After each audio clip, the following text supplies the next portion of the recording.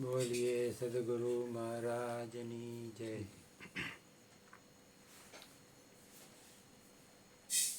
જીવનમાં છે ને પકડ આપણા મનની હોય એમ.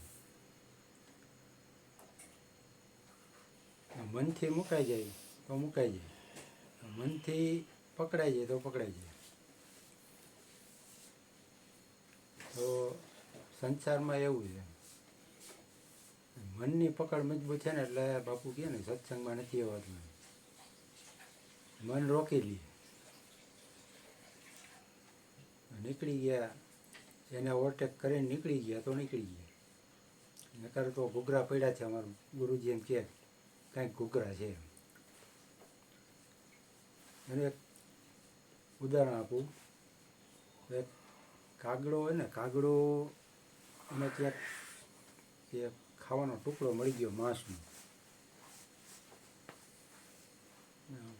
તો ઉઠતો ઉઠતો એમ થયું કે હવે આપણે ખાવાનું થઈ ગયું એમ થયું કે હવે ક્યાંક નિરાતે ઝાડવું ગોતીને બે નિરાતે ભોજન કરી છે.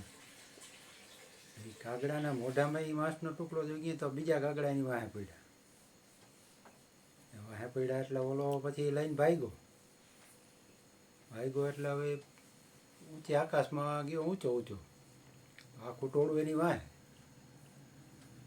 એ કાગડા બીજા થયું સારું કે જો બહુ ઊંચે જઈશ તો પછી હું થાકી જઈશ અને આ ટુકડો કે મૂકી દઈશ તો હું ભૂખ્યો રહીશ. વાહે આ બધા આવે જ છે. હવે વિચાર કર્યો ભાઈ એ કે મૂળ કારણ શું છે? તો કે આમ ટુકડો છે ને મૂકી દીધો ચાંચમાંથી, મૂકી દીધો એટલે ઓલા બધા ટુકડાની પાછળ વહી ગયા.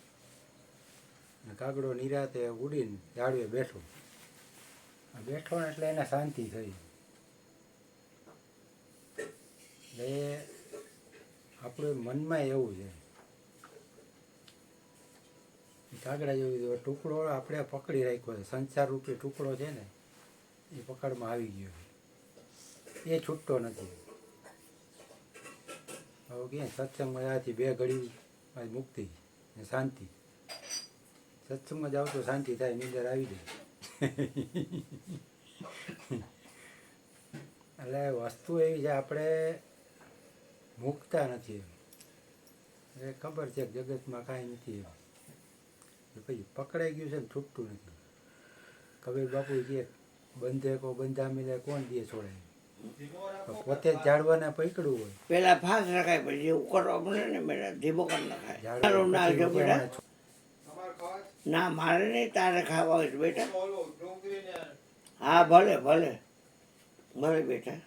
પોપટનું ઉદાહરણ દે. પોપટને પકડવું હોય ને એટલે ઓલા પકડવાળા શું કરે કે ખરીઓ લે, ઉપર એક મરચું બાંધે, પછી ઓલી ગરેડી જેવું હોય એમ ગરેડી રાખીને સાઈડમાં ગરેડી રાખે. એટલે મરચું જોઈને પોપટ આવે